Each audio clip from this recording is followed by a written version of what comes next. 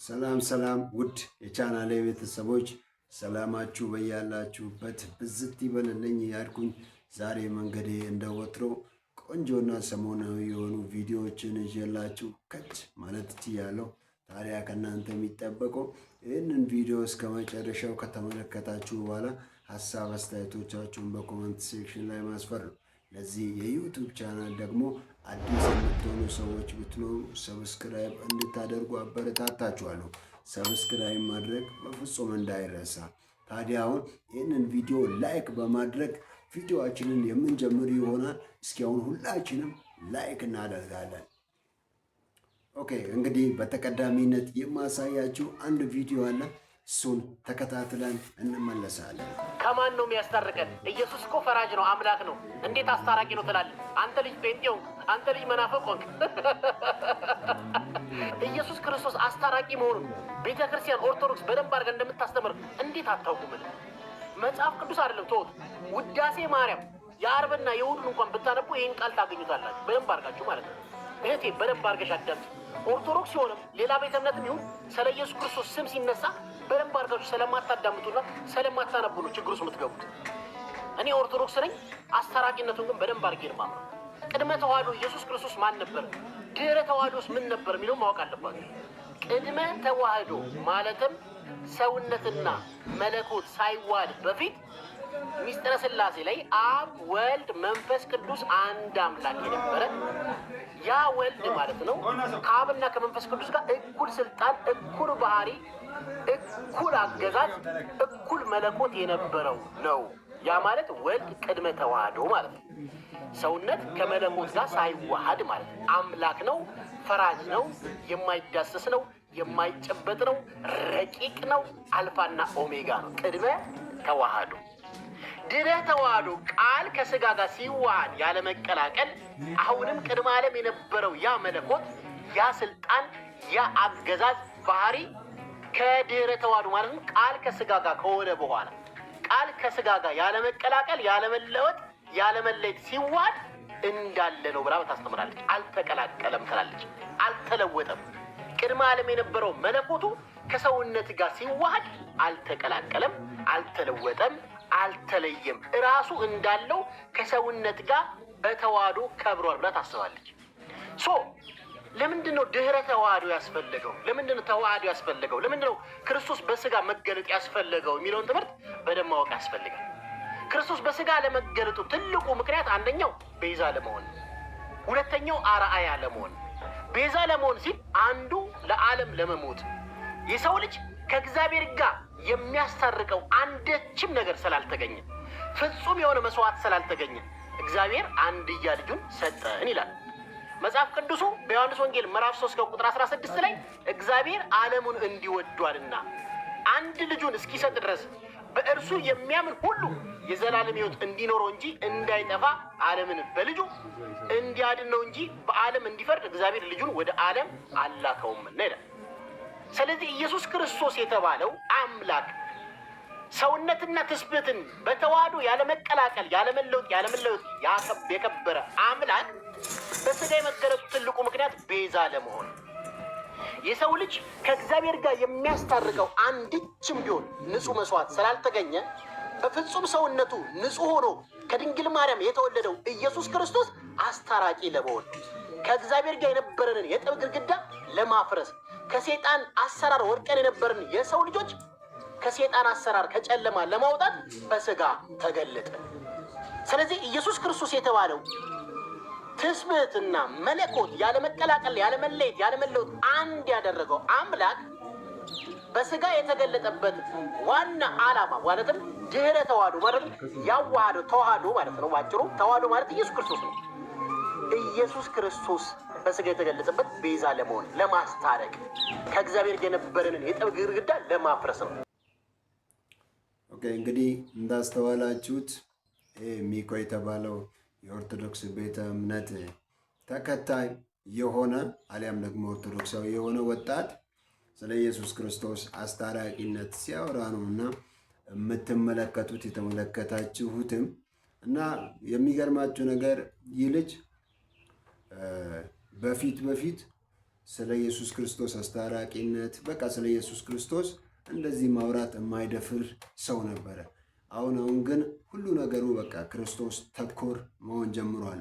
ስፔሲፊካሊ የቲክቶክ አካውንቱን አሁን ገብታችሁ ምናምን ብትመለከቱ ይህንን ነገር መመልከት ማስተዋል ትችላላችሁ ብዬ አስባለሁ። እና ስለ ክርስቶስ በጣም እንትን እያለ ያለበት ሁኔታ አለ።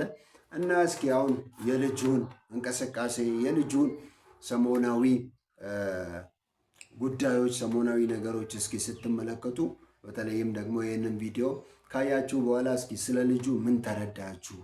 ስለ ልጁ ያላችሁ እንድምታ ምንድን ነው? እሱ ይህንን በኮመንት ሴክሽን ላይ እንድታሰፍሩ ሀሳብ አስተያየቶቻችሁን እንድታኖሩ እፈልጋለሁ ማለት ነው። ከዚህ በማስቀጠል ደግሞ እስኪ አንድ የማሳያችሁ ቪዲዮ አለ። እሱን ተከታትለን እንመለሳለን። ይህንን ነገር ስናገር ጥፋ ብረር ውስጥህን መቃጠል ኤሌክትሪክ ያዝ ሊል ይችላል። ግን እውነታው እንደዚህ ነው። መላው ኢትዮጵያ የቴዲ አፍሮን ዘፈን እየተጠባበቀ ነው አላችሁ። እውነትህን ነው።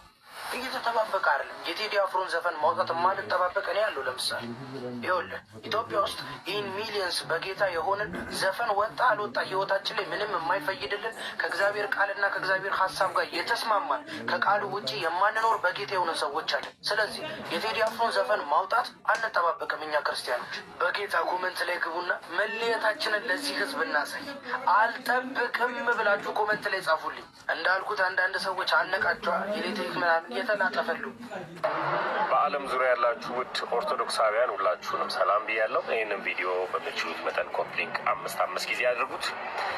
አካውንቱ እንደምታውቁት ስለሆነ በዚህ አጋጣሚ ጉዳዩን ህፃን ጆኒ ልጅ ስለሆንክ ነው ምነግርህ። ጺም ያላወጣ ህፃን ስለሆንክ ጉዳዩ የሃይማኖት ጉዳይ አይደለም። ገብቶሃል? ስለዚህ ሁሉንም ነገር እያመጣ ሃይማኖት ላይ አትክተተው። የኢትዮጵያ ኦርቶዶክስ ተዋህዶ ያለውባት ቤተ እምነት የቴዲ አፍሮ ዘፈን ወጣ አልወጣ ግድ አይላት። በጣም በተስፋ የምትጠብቀው ሙሽራዋ ኢየሱስ ክርስቶስ። ስለዚህ ኦርቶዶክስ ተዋህዶን ካልክ ማንን ትጠብቃለች ካልክ ቀን በቀን እለት በእለት ሙሉውን ጊዜ የምትጠባበቀው ሙሽራውን ኢየሱስ ክርስቶስን እንጂ የቴዲ አፍሮን ዘፈን አይደለም። ስለዚህ ጉዳዩን ወደ ሃይማኖት ከማምጣት በፊት ቴድሮስ ካሳሁን ዘፈን ሊያወጣ ነው። የቴዲ አፍሮ አድናቂዎች ሰዎች የሆኑ የቴዲን አፍሮ ዘፈንን ይጠብቃሉ። ደግሞ ወደ ሃይማኖት ስታመጣው ደግሞ ኢየሱስ ክርስቶስን ኦርቶዶክስ ተዋህዶ ትጠብቀዋለች። ሙሽራው ኢየሱስ ይመጣል እንጂ ቴዲ አፍሮ ዘፈን አወጣ አላወጣ የሃይማኖት ጉዳይ አይደለም። እና ነገርን እንደ ሕፃን ዝም ብለህ ብቅ ጥልቅ አትበል። በቃ የሆነ አነጋጋሪ ነገር በመጣ ቁጥር ከጴንጤ ጋር አታያይዘው፣ ከሌላ ሃይማኖት ጋር አታያይዘው። ቴዲ አፍሮ የኢትዮጵያ ኦርቶዶክስ ተዋህዶ እምነት ተከታይ ነው። ስለዚህ የኢትዮጵያ ኦርቶዶክስ ተዋህዶ እምነት ተከታይ የሆነ ወንድማችን ዘፈን ኃጢአት መሆኑ እንግዲህ ይናገራል። ግን እሱ ደግሞ ዘፋኝ ነው።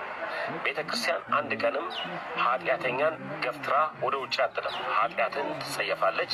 ኃጢአተኛውን በሙሉ ልቧ ትቀበለዋለች። ስለዚህ ኢየሱስ ክርስቶስ ይመጣል ብለን ነው የምንጠባበቅ። ደግሞ ለሁሉም ነገር ሀሳብ አይሰጥም።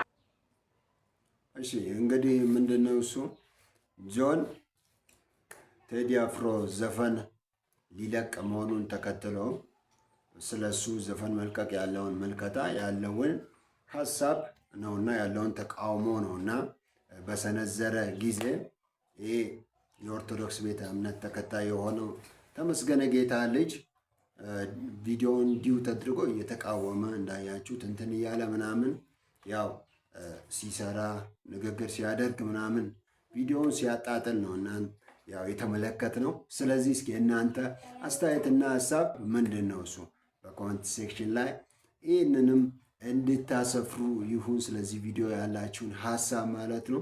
እሺ እንግዲህ ከዚህ በማስከተልም ደግሞ አንድ የማሳያችሁ ቪዲዮ አለ። እሱን ተከታትለን እንመለሳለን። ከ1 እስከ 30 የበዓላትን ቀን በመደርደር ኢትዮጵያን ሽባ በማድረግ የኢትዮጵያን ጉስቁልናና ውድቀት ካፋጠኑ ሀገራት አንዱ ግብጽ ናት። ስለዚህ እኔ ከ4 ኪሎ ዘንዶ አልፌ የኢትዮጵያን ዘንዶ ገና ወጋለሁ። እሱም ብቻ አይደለም፣ ገና የግብጽን ዘንዶ ወጋለሁ። ኢትዮጵያ እንዳታድግ፣ ኢትዮጵያ እንዳትበለጽግ፣ ኢትዮጵያ እንዳያልፍላት በተለያየ አይነት መንገድና ሴራ ኢትዮጵያ ላይ የሚሰራውን ገና የሚቀለበውን ዘንዶ ገና እግዚአብሔር ይወጋዋል፣ እግዚአብሔር ገና ያዋርደዋል። ስለዚህ ባጭሩ የ4 ኪሎ ዘንዶ ይወጋ ስላልኩኝ የተበሳጫችሁ ሰዎች፣ የተናደዳችሁ ሰዎች ከ4 ኪሎ አልፌ የኢትዮጵያን ዘንዶ ወጋለሁ ስትል ስለሰማሁክ ነው። የ4 ኪሎ ዘንዶ የታንዛኒያ ነው፣ የኡጋንዳ ነው፣ የብሩንዲ ነው። እሱን ብታሳውቀን እግረ መንገድን ጥሩ ነው ብዬ አስባለሁ። ግብፃውያን ስለሰጡን 30 ቀናት ደግሞ አንስተሃል። እናንተም እኮ የተለየ ነገር አላደረጋችሁ። የዚህ ዘመን ሐዋርያን፣ ነብይን፣ ፓስተርን፣ ፖስተርን የምትሉ ሐሰተኛ ለእግዚአብሔር ክብር ሳይሆን ለራሳችሁ ክብር የቆማችሁ ግለሰቦች እኮ 30ውን ቀን ሁሉ አልፋችሁ ጭማሪ ቀን እየጠየቃችሁት እኮ ነው ከህዝቡ። አንዱ ሰኞ፣ ሌላው ማክሰኞ፣ ሌላው ደግሞ ሮብና አርብ፣ ቅዳሜ፣ እሑድ ሁሉ አይቀርም እኮ ፕሮግራሞቻችሁ። አንዱን ቀን የፈውስ ፕሮግራም ትላላችሁ። የሚፈወሰው ግን የህዝቡ ህመም፣ ቁስልና በሽታ ሳይሆን በድህነት ምክንያት የገረጣና የነጣ የእናንተ ኪስ ከህዝብ በሚገኝ ገንዘብ ይፈወሳል። አንዱን ቀን የተአምራት የድንቅ ቀን ትሉታላችሁ። ተአምር የሚደረገው ግን በእናንተው ኪስና አካውንት ላይ ነው እንጂ በህዝቡ ላይ ምንም ተአምር ሲደረግ አላየንም። አፍዛ ደንግዛችሁ በእርግጥ ህዝቡን እየተዘረፈም እንዳልተዘረፈ እንዲሰማውና እናንተ የተቀባችሁ እንደሆነ እንዲያስብ አድርጎታል። እሱም ደግሞ ለእናንተ ብቻ ነው የጠቀማችሁ። ሌላውን የትምህርት ቀን ነው ትላላችሁ። ሳትማሩ ይህንን ህዝብ ሰብስባችሁ ላስተምር እያላችሁ የተጣመመ ወንጌልና ስሁት ትምህርትን ትግቱታላችሁ። አካላዊ ዘንዶ አልገኝ ሲላችሁ የሞተ አዞ ዘንዶ ነው እያላችሁ ትቀባጠራላችሁ። ፓስተር ዶጮ እያጠመቀ ይሄ ዘንዶ ይሄ አዞ መጥቶ የፓስተሩን እግር ያዘ። የኢትዮጵያን ህዝብ በተለይ ደግሞ ፕሮቴስታንቱን እጅግ በጣም በመቀለብ የተቸገረው እናንተ የምትሉትን ዘንዶ ሳይሆን በቀኝ የማታውቁትን ሐሰተኛ አስተማሪዎች፣ ሐዋርያት፣ ነቢያቶች ተብዮችን ነው እንጂ ዘንዶ ለምትሉ ጉዳይ የኢትዮጵያ እናቶች፣ አባቶች፣ ህፃናት ጸሎት ይበቃል። እናንተ አታስፈልጉን።